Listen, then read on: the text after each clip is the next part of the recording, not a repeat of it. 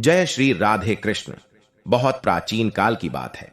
हिमालय की तलहटी में बसे एक समृद्ध नगर में सोमदत्त नाम का एक अत्यंत धनी व्यापारी रहता था। उसके पास अपार धन दौलत, विशाल महल, सैकड़ों नौकर चाकर और अनगिनत पशुधन था। नगर के लोग उसकी संपत्ति देखकर चकित रह जाते थे। लेकिन जितना वह धनवान था, उतना ही वह कर्मकांडों और बाहरी आडंबरों में विश्वास करता था। उसे लगता था कि बड़े बड़े यज्ञ और बलि देने से देवता प्रसन्न होते हैं और मनुष्य को स्वर्ग की प्राप्ति होती है। एक वर्ष उसके घर पुत्र प्राप्ति हुई। इस खुशी में उसने एक भव्य यज्ञ और विशाल भोज का आयोजन करने का निश्चय किया। दूर दूर से ब्राह्मणों, विद्वानों और नगरवासियों को आमंत्रित किया गया। पूरे नगर में उत्सव जैसा वातावरण था। महल को फूलों, दीपों और रंग बिरंगी पताकाओं से सजाया गया। ढोल नगाड़ों की ध्वनि से वातावरण गूंज रहा था। यज्ञ की तैयारियां कई दिनों से चल रही थीं। परंपरा के अनुसार उस यज्ञ में एक बलिष्ठ और स्वस्थ बकरे की बलि दी जानी थी। सोमदत्त ने अपने सेवकों को आदेश दिया कि सबसे उत्तम बकरा लाया जाए। कुछ ही समय में एक सफेद, सुंदर और हृष्ट पुष्ट बकरा महल में लाया गया। उसकी आंखों में एक अजीब सी शांति थी, मानो वह संसार का कोई गहरा रहस्य जानता हो। यज्ञ का शुभ मुहूर्त निकट आया। सोमदत्त ने अपने पुत्रों से कहा, इस बकरे को पवित्र नदी में स्नान कराकर लाओ ताकि इसकी बलि शुद्ध रीति से दी जा सके। दोनों पुत्र बकरे को लेकर नदी की ओर चल पड़े।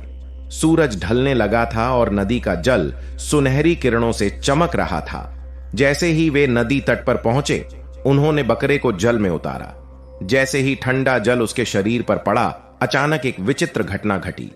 बकरा जोर जोर से हंसने लगा।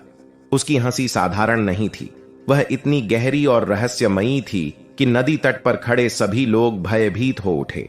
ऐसा लग रहा था मानो वह किसी अदृश्य बंधन से मुक्त हो गया हो।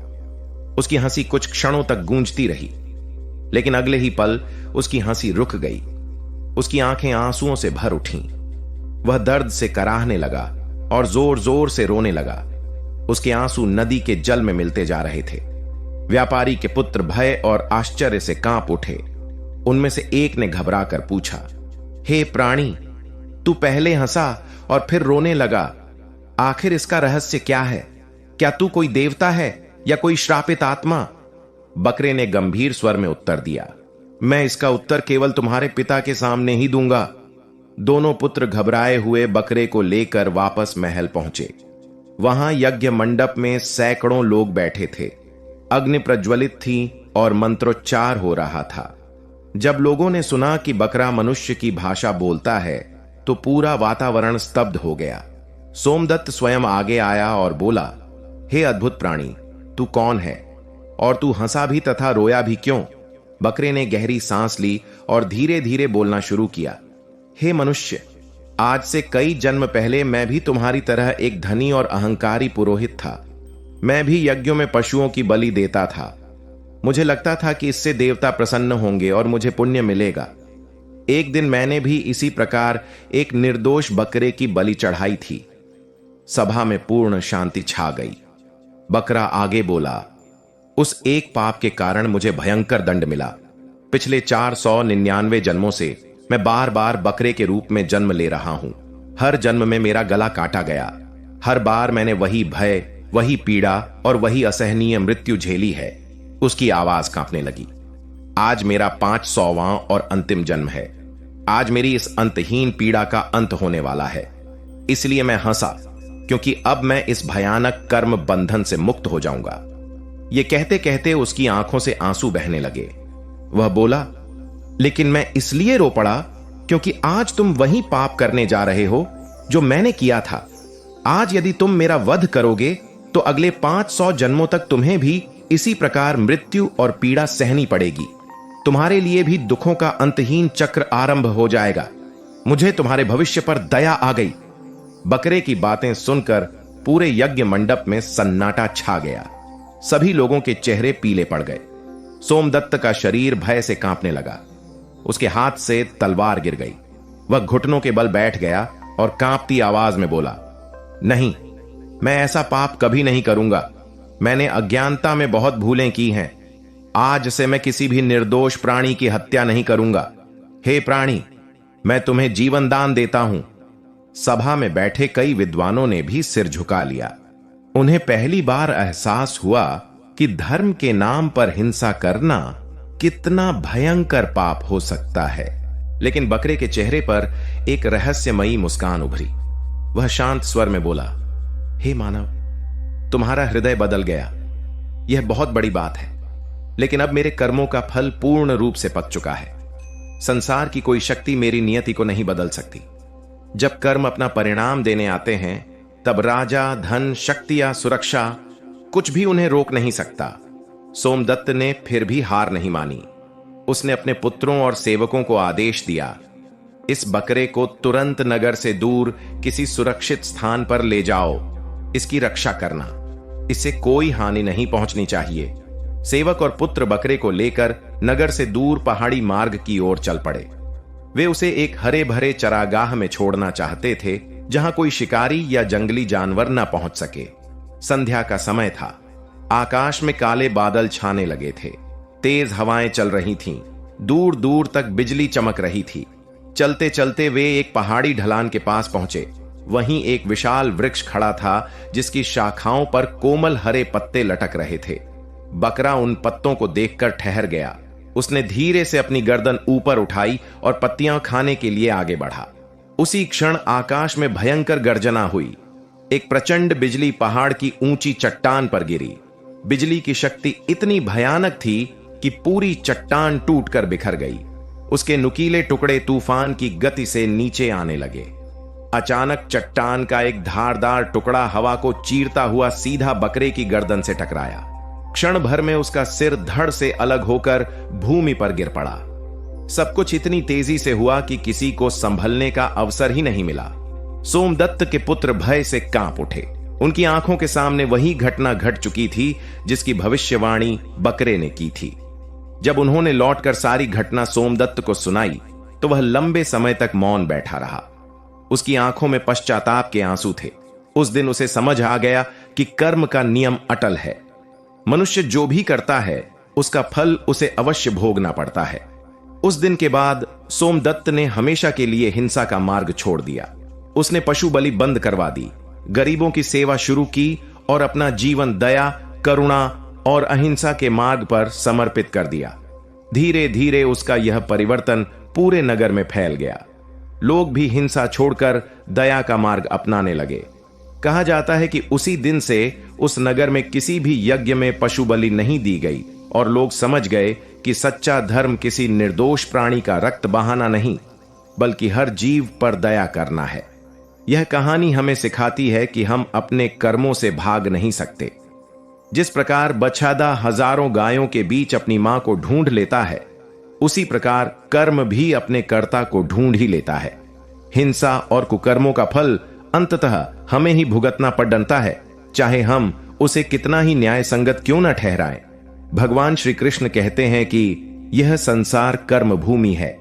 यहां प्रत्येक विचार, प्रत्येक शब्द और प्रत्येक कर्म का लेखा रखा जाता है। मनुष्य जो बोता है, वही एक दिन काटता भी है। इसलिए अपने जीवन को धर्म, दया और सत्य के मार्ग पर चलाओ। भगवत गीता का पहला उपदेश, हे मानव, याद रखो, इस संसार में कोई भी कर्म व्यर्थ नहीं जाता। चाहे वह एक छोटा सा पुण्य हो या एक छोटा सा पाप, समय उसे अपने भीतर सुरक्षित रखता है। जब उचित समय आता है, तब वही कर्म भाग्य बनकर मनुष्य के सामने खड़े हो जाते हैं। भगवत गीता का दूसरा उपदेश जो दूसरों को पीड़ा देता है, वह वास्तव में अपने ही भविष्य को अंधकार से भरता है। हिंसा कभी धर्म नहीं हो सकती। जिस हाथ से किसी निर्दोष का रक्त बहता है, उसी हाथ में एक दिन पश्चाताप की जंजीरें बंध जाती हैं। इसलिए सदैव दया को अपना धर्म बनाओ। भगवत गीता का तीसरा उपदेश, मनुष्य अपने भाग्य को स्वयं लिखता है। तुम्हारे विचार बीज हैं, तुम्हारे कर्म वृक्ष हैं और तुम्हारा भविष्य उसका फल है। इसलिए जीवन में पवित्र सोच और श्रेष्ठ कर्मों को स्थान दो। भगवत गीता का चौथा उपदेश, अहंकार वह अग्नि है जो मनुष्य की बुद्धि को जला देती है। जब मनुष्य स्वयं को सबसे बड़ा समझने लगता है, तभी उसका पतन आरंभ हो जाता है। विनम्रता ही वह दीपक है जो आत्मा को ईश्वर के निकट ले जाता है। भगवत गीता का 5वां उपदेश, हे मानव, किसी भी जीव की आंखों में भय उत्पन्न करना अधर्म है। जो हर प्राणी में ईश्वर का अंश देखता है वही सच्चा भक्त है। करुणा ही धर्म का हृदय है। भगवत गीता का 6वां उपदेश, कभी यह मत सोचो कि तुम्हारा पाप छिप जाएगा। मनुष्य संसार की आंखों से बच सकता है, लेकिन प्रकृति और ईश्वर की दृष्टि से नहीं। कर्मों का न्याय अवश्य होता है। भगवत गीता का 7वां उपदेश, लोभ मनुष्य को अंधा बना देता है। इच्छाएं जब सीमा पार कर जाती हैं, तब मनुष्य सही और गलत का भेद खो देता है। इसलिए संतोष को अपनाओ, क्योंकि संतोष से बड़ा कोई धन नहीं। भगवत गीता का 9वां उपदेश, यह शरीर मिट्टी से बना है और एक दिन मिट्टी में मिल जाएगा, लेकिन आत्मा अमर है। इसलिए शरीर के अहंकार में मत डूबो। आत्मा की शुद्धि ही जीवन का सच्चा उद्देश्य है। भगवत गीता का 10वां उपदेश, जो दूसरों के दुख को समझ लेता है वह ईश्वर के सबसे निकट पहुंच जाता है। कठोर हृदय में भक्ति नहीं टिकती। दया से भरा हृदय ही सच्चा मंदिर है। भगवत गीता का 11वां उपदेश, हे मानव, कठिनाइयों से मत घबराओ। दुख तुम्हें तोड़ने नहीं बल्कि मजबूत बनाने आते हैं। संघर्ष जीवन का शिक्षक है और धैर्य उसका सबसे बड़ा पाठ। भगवत गीता का 12वां उपदेश, जो व्यक्ति केवल अपने सुख के लिए जीता है उसका जीवन अधूरा रह जाता है। सच्चा आनंद दूसरों के जीवन में प्रकाश फैलाने में है। सेवा ही सबसे बड़ा पुण्य है। भगवत गीता का 13वां उपदेश, क्रोध वह तूफान है जो सबसे पहले उसी मनुष्य को नष्ट करता है जिसके भीतर वह जन्म लेता है। इसलिए क्रोध को अपने ऊपर शासन मत करने दो। शांति में ही सच्ची शक्ति है। भगवत गीता का 14वां उपदेश, हे मानव, जीवन बहुत छोटा है। यह मत सोचो कि तुम्हारे पास अनंत समय है। मृत्यु बिना बताए आती है। इसलिए हर दिन ऐसा जियो कि यदि आज अंतिम दिन हो तो भी पछतावा न रहे। भगवत गीता का 15वां उपदेश, सच्चा बल बाहुबल में नहीं आत्मबल में होता है। जो अपने मन, इंद्रियों और इच्छाओं को जीत लेता है वही संसार का सबसे शक्तिशाली व्यक्ति बन जाता है।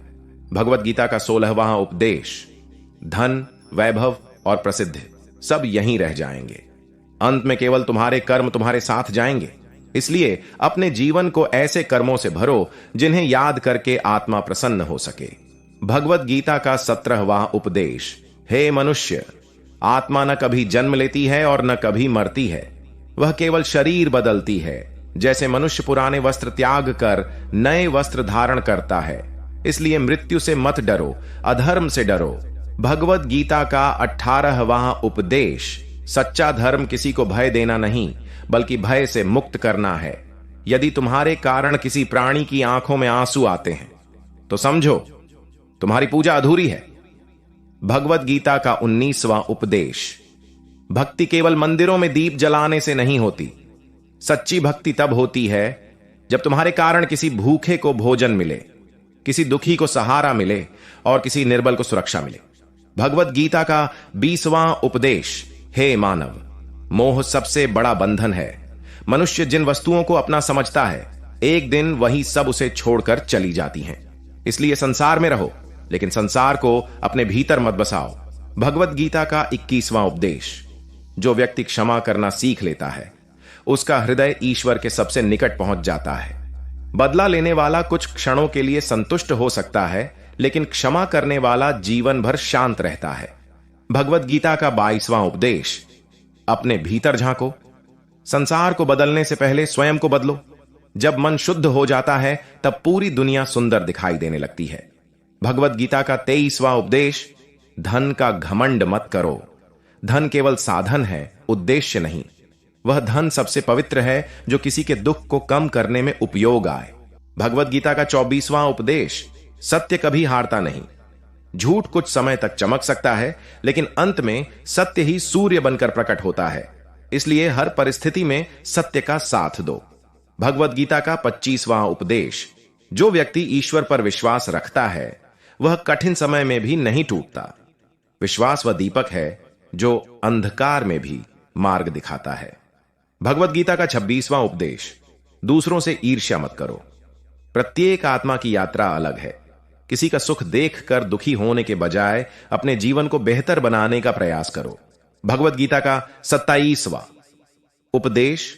सच्चा ज्ञानी वही है जो सभी प्राणियों में एक समान आत्मा को देखता है। जो भेदभाव करता है वह अब भी अज्ञान में है। भगवत गीता का 28वां उपदेश। जीवन केवल भोजन, धन और सुख प्राप्त करने के लिए नहीं मिला। यह आत्मा को ऊंचा उठाने और ईश्वर को पाने का अवसर है। इसे व्यर्थ मत गंवाओ। भगवत गीता का 29वां उपदेश। जब तुम्हारा मन बार बार भटकता है तब उसे ईश्वर के नाम में लगा दो। भक्ति मन को शांत करती है और आत्मा को प्रकाश देती है। भगवत गीता का 30वां उपदेश। माता पिता, गुरु और बड़ों का सम्मान करो। उनके आशीर्वाद में वह शक्ति होती है जो जीवन के सबसे कठिन मार्ग को भी सरल बना देती है। भगवत गीता का 31वां उपदेश। किसी कमजोर का अपमान मत करो। समय बहुत शक्तिशाली है। आज जो कमजोर है कल वही सबसे शक्तिशाली बन सकता है। इसलिए सदैव विनम्र रहो।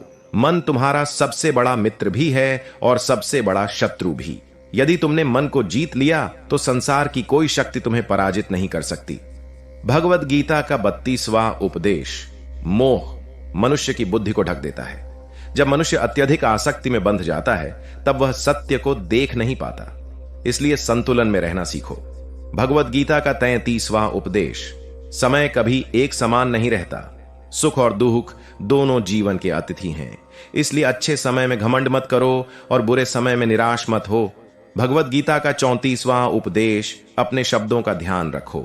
एक कठोर शब्द किसी का हृदय तोड़ सकता है और एक मधुर शब्द किसी टूटे हुए मन को जीवन दे सकता है। भगवत गीता का 35वां उपदेश। जो कठिन परिस्थितियों में भी धर्म का मार्ग नहीं छोड़ता वही सच्चा वीर कहलाता है। साहस केवल युद्ध जीतने में नहीं बल्कि सत्य पर टिके रहने में है। भगवत गीता का 36वां उपदेश। दूसरों की सफलता देखकर दुखी मत हो। प्रत्येक व्यक्ति को उसके कर्मों के अनुसार फल मिलता है। अपने कर्मों को श्रेष्ठ बनाओ, फल स्वयं सुंदर हो जाएगा। भगवत गीता का 37वां उपदेश। हे मनुष्य, समय से बड़ा कोई शिक्षक नहीं। समय राजा को रंक और रंक को राजा बना सकता है। इसीलिए कभी घमंड मत करो। भगवत गीता का 38वां उपदेश। गलतियां करना मनुष्य का स्वभाव है लेकिन उनसे सीखना बुद्धिमानी है। जो अपनी भूल स्वीकार कर लेता है वही आगे बढ़ता है। भगवत गीता का 39वां उपदेश। धैर्य जीवन की सबसे बड़ी शक्ति है। अधीर मनुष्य अक्सर गलत निर्णय लेता है, इसलिए कठिन समय में शांत रहना सीखो। भगवत गीता का 40वां उपदेश। हे मानव, अपने जीवन को तुलना में मत गंवाओ। प्रत्येक आत्मा की गति अलग होती है।